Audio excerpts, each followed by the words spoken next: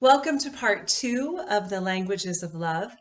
In the first part of this series, I discussed Dr. Gary Chapman's 5 love languages, and they are, just to review, words of affirmation, gifts, touch, acts of service, and quality time. Now, to explain how these work in a relationship, I'm going to use my relationship with my husband. My husband's dominant love languages are number one, words of affirmation, and that is by far his dominant language. Secondary, and it is a lot secondary to words of affirmation, would be gifts. And it's not so much that he perceives love being communicated to him when people give him gifts as much as that is a way he thinks of communicating love to others. He is very intentional and thoughtful in his gift buying. So, words of affirmation is his dominant language. This is partly due to genetics. He's a male and it fits his personality. So, it's very important for my husband to feel like he is appreciated, he is valued, that I appreciate the things he does around the house, that I appreciate his work ethic, that he's a good father, that he's a good husband. And I have to verbally acknowledge those things for him to feel loved and appreciated.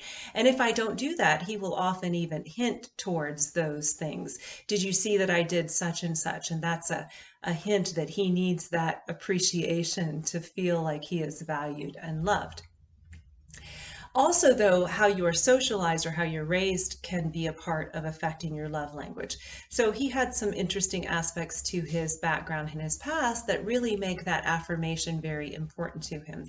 And then, as I said, gifts are by far secondary. Now, the problem comes when you and a relational partner don't share the same love languages, and we do not. My love languages are acts of service and quality time. Now, again, this is partly due to my personality and partly due to some aspects of my past.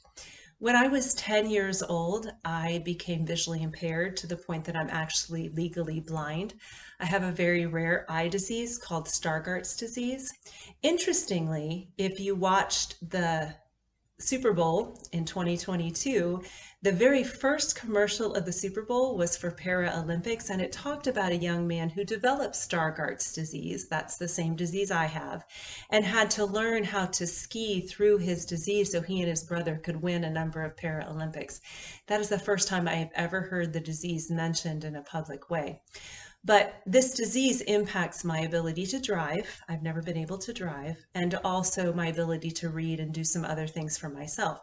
So, because of that, the people with whom I've formed the closest relationships tend to be people who are willing to drive me places. And as we're driving places, we also spend quality time together. So, that fact of my background plays into my love language being dominantly acts of service. In my next video, I'm going to explain to you not only how it's important to understand what your languages are and what your partners are, but how understanding that can also help you appreciate how they communicate love better.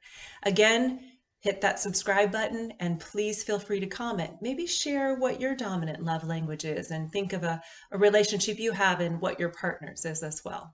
Until next time.